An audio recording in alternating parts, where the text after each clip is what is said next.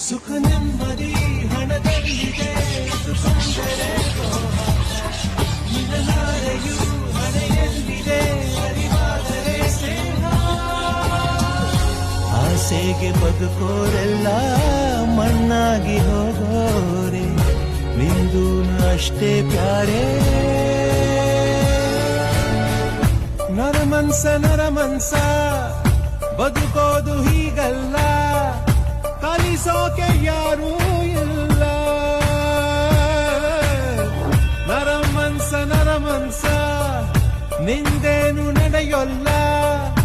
ಅವನಿಷ್ಟದಂಗೆ ಎಲ್ಲ ಬರಿಗೈಲೆ ಬರೋದು ಬರಿಗೈಲೆ ಹೋಗೋದು ತಿಳಿದಾಗ ನೀನೇ ಬುದ್ಧನು ಕಳಬೇಡ ಈ ವಚನ ಮರಿಬೇಡ